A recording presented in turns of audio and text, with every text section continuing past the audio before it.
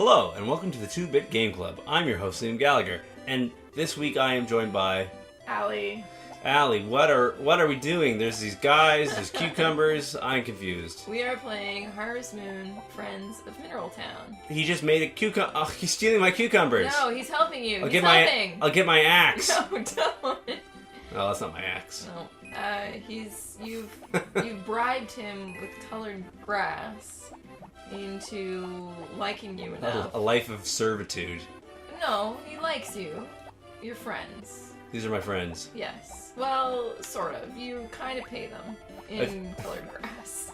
I feel as though I've woken... Oh, no! I feel as though I've woken from a deep sleep. A little.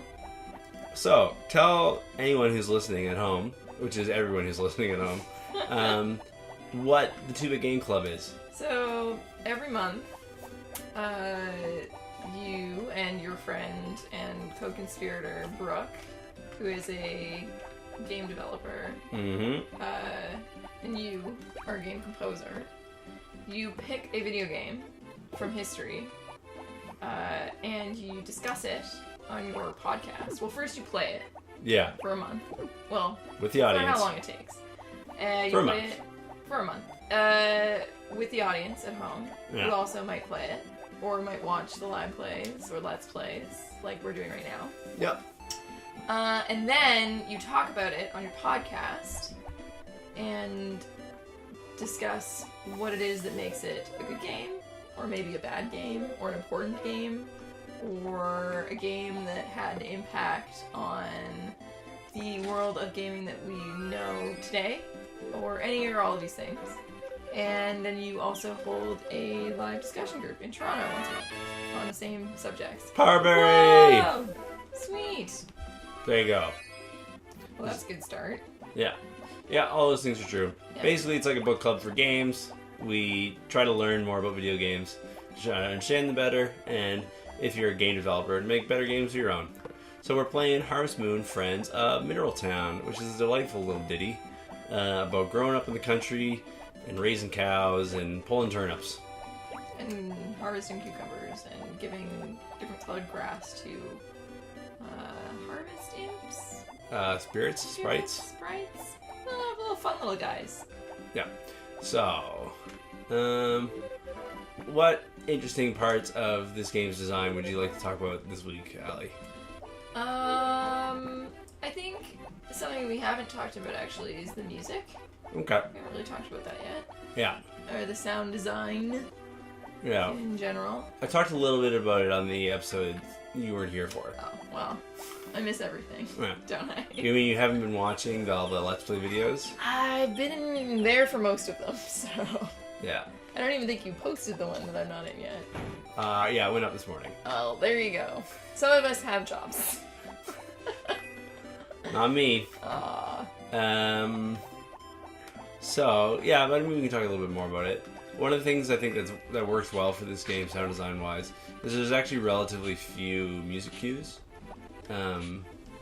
So, like, you know how we were talking about in Mule, how there's different screens. Each of the screens have a very different visual aesthetic, and so that you always know what screen you're on, which might seem like a bit ridiculous.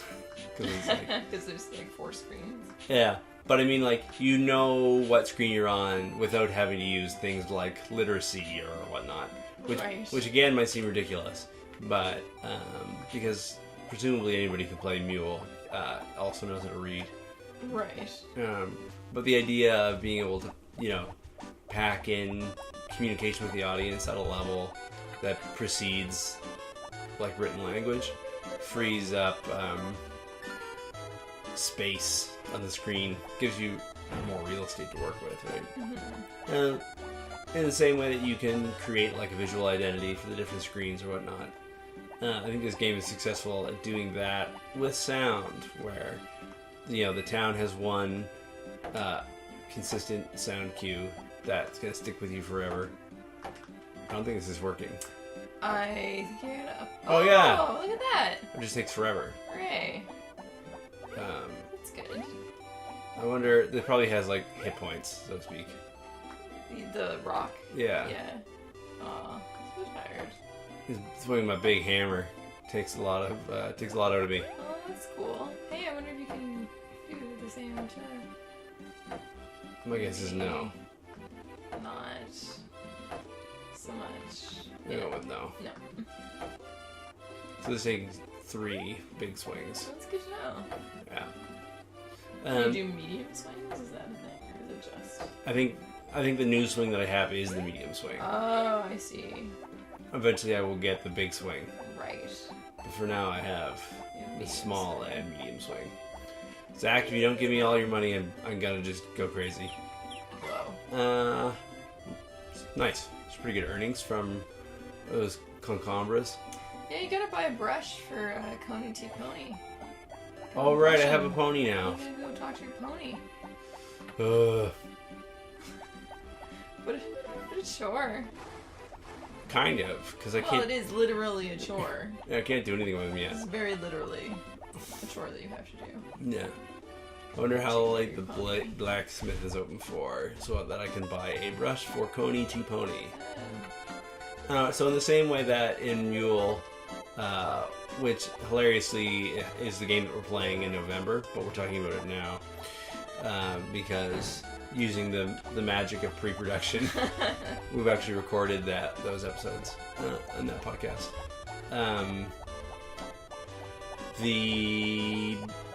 This game is able to create like a sonic identity for each of the different areas of the game that's quite distinct.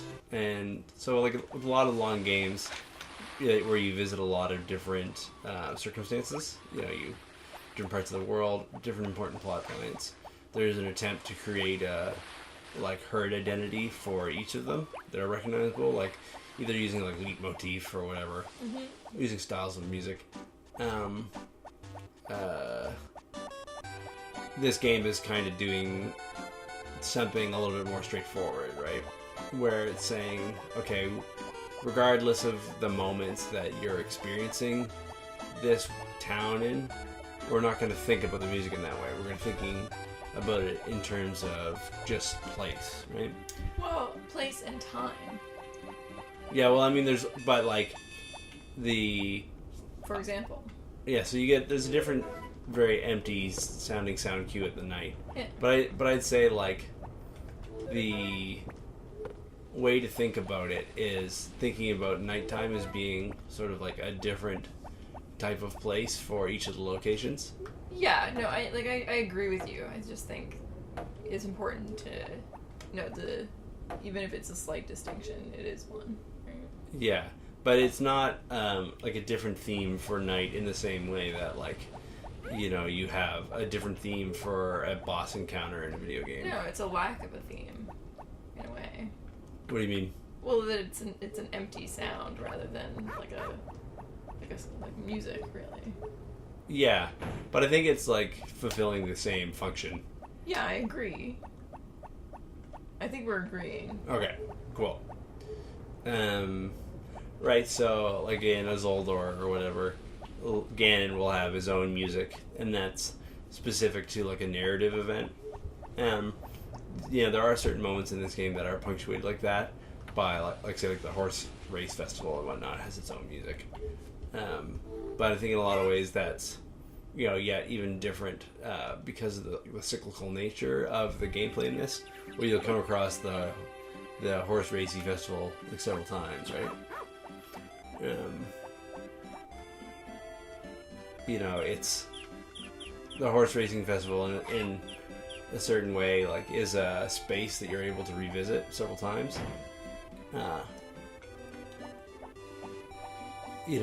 So I feel like in that way the music is moving to like establish the sense of routine and like regularity and predictability of like the rural life experience that they're going for here, Right. rather than necessarily like, I mean, the music does set tone and give a sense of space and whatnot, and have like a game design function in terms of helping you identify where you are and signal that. But I think beyond that, there's like it's getting work done with like the level of repetition present.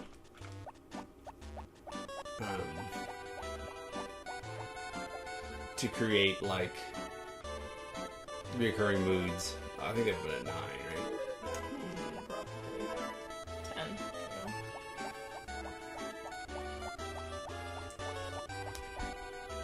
You know, like beyond just being the music that you hear for the thing,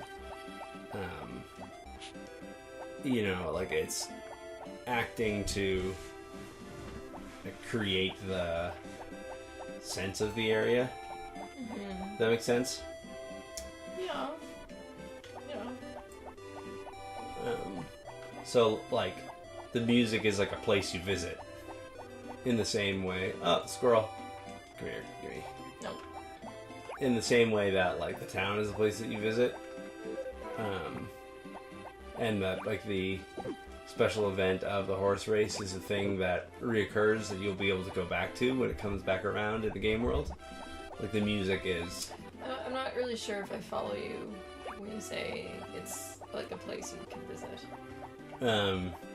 That, like, in the same way, like, the theme music for the hills here is, like, tied into the hills in the same way as, like, the layout of the level is. You know, there's, like, a predictable, dependable element to it. Right. That is as, like, as much... the space is as much like the physicality that you have to negotiate as like the player on the map as it is like the sound of it. Like there's like I feel like there's an attempt being made to by using so few sound cues or rather music cues to sort of like unify the sensation involved in like negotiating each area. Mm-hmm. I think this might be like an extremely heady way of articulating something that is pretty obvious or like straightforward. Yeah. Or like taken for granted. But I feel like there's like a sense in which the music is being used differently than you know, even in games where like the shop has like a shop theme kind of thing. Right. You just go into the shop and then the shop jingle plays and that's fine. Just like the music that you hear while you're in the shop. Mm-hmm. I think that just by the like sheer amount of repetition, like the amount of time that you're going to be going back to these places and like how broadly the music cues are applied, or it's like the entire town has a theme. Mm-hmm. Rather than the individual buildings. Like it's getting at sort of like a broader level of like visual plus auditory identity for the area that like exists beyond like just being like the shop music or just like the town music. Mm-hmm. Yeah. I find the music really charming. Yeah. It definitely is charming. Like a lot of things in this game. Yeah. It's very, very cute. Very easy to listen to and forget about. Yeah, it's one of those things that even though, like, the length of the music cues isn't necessarily all that long, it doesn't get maddening. Yeah, well, most of the music cues are made up of like at least 2 contrasting sections. Mm-hmm. It certainly helps. You know what I mean, though, right? Like the thing where the music cues are too short and the loop just starts driving you insane. Yeah, for sure. I think that from my experience of playing games like that and trying to write myself for game situations that I know will be looping. Too tired. Dear. Is like the key culprit in creating like a musical experience that feels repetitive is not having enough like contrast in the sections. Mm-hmm. The tree is talking to me. Oh. Oh man. So Gramps always go to the hot springs on Monday. Really? Yeah, that's what we've learned. Oh, now we know. No, I know. Thank goodness. Thank goodness. So like not having enough contract between sections doesn't like allow the music to like flow, and so even if it's like repetitive, you know, I feel like the contrasting sections in the small loop end up like allowing relief from each other. Right. And I think to my understanding of it, what is becoming tiring when you hear the same loop over and over again is when the entirety of the loop like fits comfortably like within your imagination.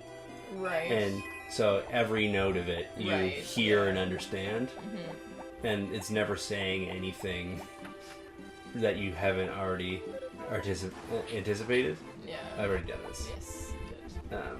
Whereas like, especially if it changes meter, so from like duple to triple as it does in the field music, or if it changes key or just like modulates to a different key area briefly, that's enough that like the shift that happens in your ear. Oh, how much are chickens? Well, we can't afford chickens yet because of the feed. Yeah. Right. Yeah. We need corn. Yeah. Yeah. We're gonna have grass soon. I think maybe we should pour some money into grass eventually. But anyways, like your when it modulates, your ear gets a different like pitch collection to think about the relationship of, and then you know by the time that you have that together and it's solidified in your ear, it's moving on to the next one, right? Right. So even if it's just a matter of going back and forth between two, it's at least something for like that part of your brain to do. Rather than, oh, hi, Karen.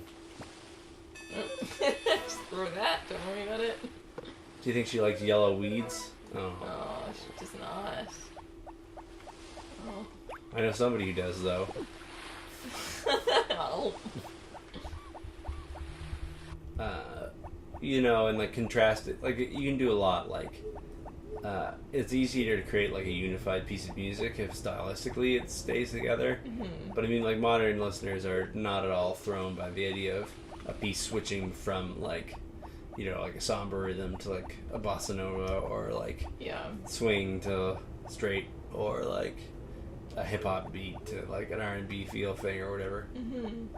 So there's a lot of latitude, but pretty much anything that you can do to like change the sensation of it and change because like a lot of listeners, because they're not necessarily musically trained, won't be able to do the thing where you're hearing a piece of music that's in 3 that they know is going to change into 2 and like do the subdivision in their head and like tap out the beat and like have them going at the same time. Yeah.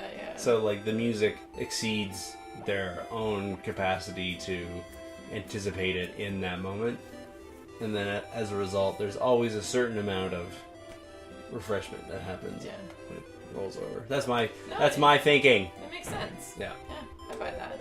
Oh! Man. I guess I have a pony. Yeah, I don't know if your pony is Up to snuff. Yeah. So with that diatribe about repetition in sound loops in games, we're going to end the 7th episode of our Let's Play of the 2-Bit Game Club's version of Harvest Moon, Friends of Mineral Town. When we come back, we will be going to that horse racing festival. So I've been your host, Liam Gallagher, and I've been joined by Allie. So we'll see you soon.